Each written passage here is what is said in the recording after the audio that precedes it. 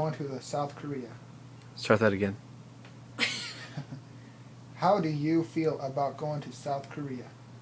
I really look forward to going to South Korea. It's just, I never thought I'd get the chance to represent the United States of America and actually go play with you guys in floor hockey. It's almost like surreal is kind of the feeling, but it's almost like I don't want it to even be close. I don't want any other country in the world to even compete with us. I want to just go over there and destroy. How did you get started with the Special Olympics? Well, I've known Tyler and Jeff Wood. They're on the team for quite a while now.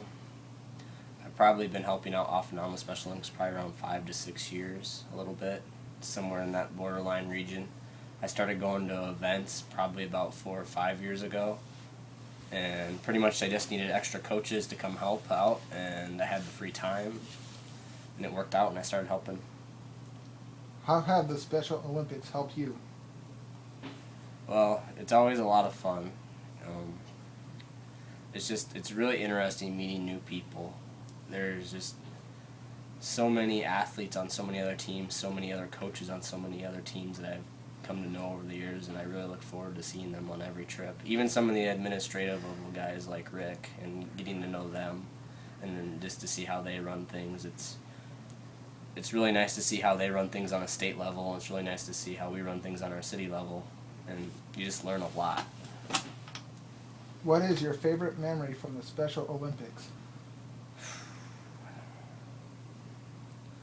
I don't know.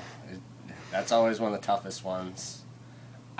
One that always comes back to me is when we seen Nick Youngren win his first race for his first year in track, when he starts fist pumping and screaming and stuff like that.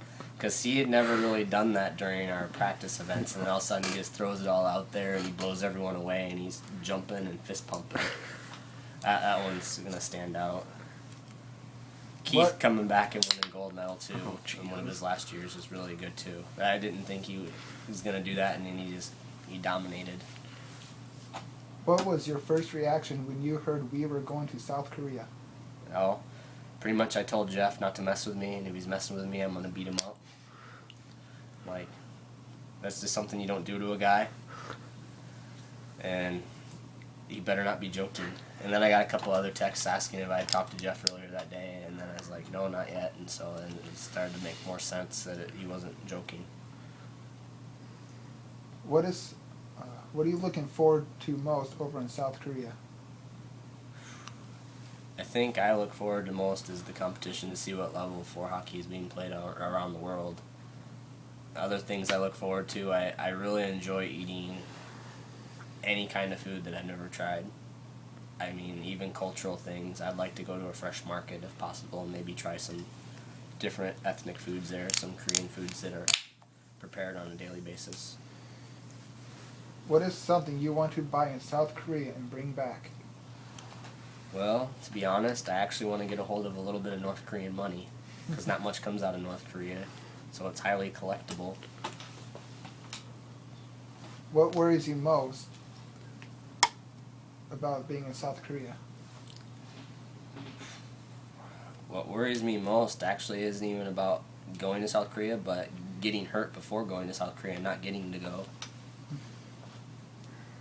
What country worries you most? Well, after watching that great movie Breakaway, I'd have to say India. Jesus. India, I mean, the way they play hockey and the way they have those players score goals and they bring in that goon to lay down the checks. I mean, those helmets, you get checked and they get headbutted, we're going straight vegetable. I mean, we won't be coming back out for the rest of the game. What are some words or phrases you want to know how to speak in Korean?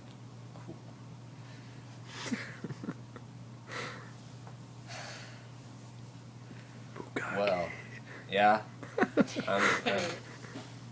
I'm hungry.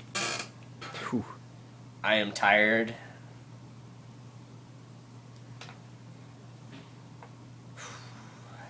I am American. I am lost. There's a couple more. I don't know. How much does this cost?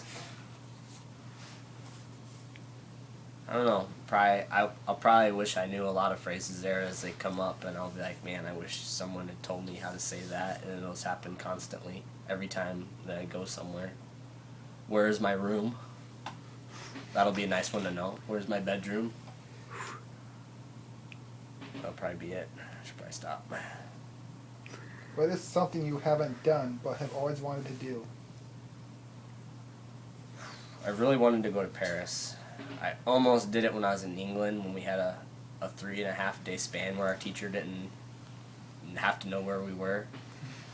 And I almost left England from London to go find that channel and make my way to France, but I figured my teacher wouldn't appreciate me much leaving the country, so I decided to stay in my hotel room and hang out in London. Since I had never been in London, I explored London quite a bit more. There's a few other things I'd like to really do. I don't know. I'd really like to fly an airplane. That'd be really nice. I think that'd be really interesting. I think I'd like to go through like a stunt driving course. That'd be really cool too. Just with cars and stuff where you get to speed and learn how to roll them and spin them around and bump people and spin them. That'd be a lot of fun. What is something someone would be surprised to know about you? Wow. I mean, God. I think I surprise people every day.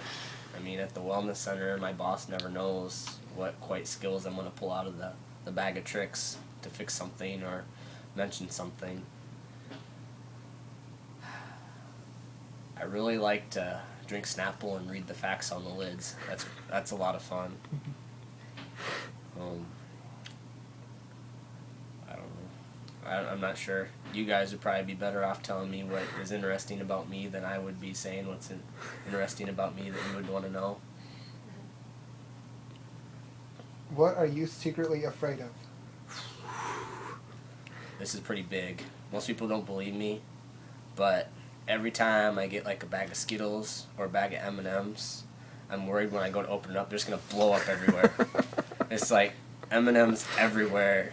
I think about it constantly when I have my bag of M&Ms, and I like barely tear it open, and then it's just like it doesn't want to come open. Then you just keep trying harder, and you keep thinking about it more and more. It's bad. That's probably about the only thing I'm scared of, though. Do you It's have bad. any nicknames? I have quite a bit. I got another one today, actually, when I went to go pick up my tux. It said Stubbs. I mean, I got my screen name, Nick B-Ball22, Nick the Quick, Stubbs, Stubby. Bugaboo, Buckwheat, Stubby. Knickerbockers, Stubby, Nick Tater. There's a lot of them. I mean, I used to bartend, so there's a lot of names that I'd get called that I have to respond to. What is the strangest food you would be willing to try in Korea? Ooh, well, I mean, I read this Yahoo article not long ago about this lady eating squid and it shot sperm in her mouth, so I don't know. That's probably the scariest one. I mean, it straight shot her, right? And this is a true story, so I can't make that stuff up. It's kind of intimidating. I was all for eating sushi, but after reading that, I don't know. I think I'm curious, but cautious. What is your least favorite pasta? Wow. Straight noodles is pretty bad. I've ate straight noodles before because I didn't have anything put on them. What kind of noodles? What kind of noodles? Specify. Well, those little curly noodles kind of piss me off. I really love shells, but shells are probably the best noodles to go, or the dinosaur-shaped ones. Those make me happy. What is your favorite kind of cheese? Oh, boy. Gosh. I like mixing them all. I mean, it wasn't too long ago that I wanted to make like a 5-cheese pizza, but more, like a 8-cheese pizza. I think they work together. They're like a team. You can't go with just one. If you have one on there, they're synergistic. They work better and they're more powerful together. Who will be the first player to score a hat trick? Gosh. Well, it depends how the lines are done. I think honestly it's probably going to come from our second line. If we're going again, I think from top to bottom we have the best team in the world. But I think other countries in the world are easily going to be able to match our top line, so it's going to come from our second and third lines on who's going to actually win and where a lot of our points are going to be scored, because I think we're just going to be able to overwhelm them on those lines. So probably one of our wingers on our second line, whoever our left or right winger on the second line is. Who is the dark horse on our team that other countries should look out for? Dark horse. You know, I would say right now in net, Bob Dottle's looking pretty good. He works really hard. I mean, he works hard every day to get better, and that's something you can't discount. I know January's coming up pretty quick, but he tries every day, and he's willing to listen. Out on the floor, are you talking about an underdog, or just anyone? Anybody. Anybody? Well, I mean, I think Corey, honestly, if he plays his hardest. I mean, there's times where he's one of the better players out on the floor, and there's times when he disappears. If he brings what he has to the table, he can be one of the best players out there. So I think he's one of them that'll surprise a lot of people. If you score a hat trick, what would you want to be thrown out on the ring? Oh boy.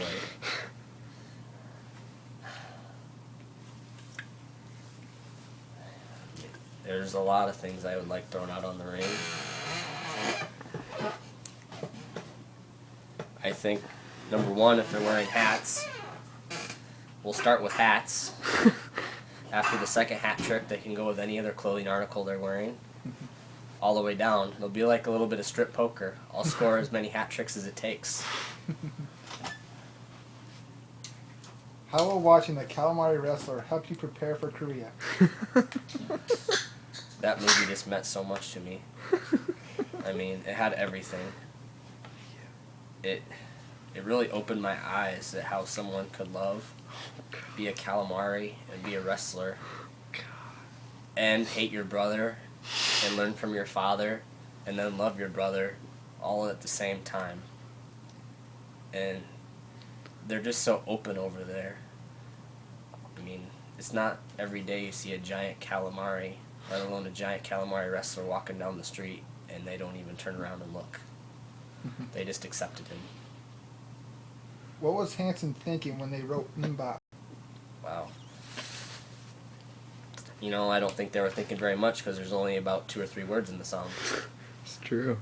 But they had a good thing going. And they were thinking enough to know that they needed to produce it and play it and record it and get that out there. Made them a lot of money. That concludes this interview. Thanks, Nick.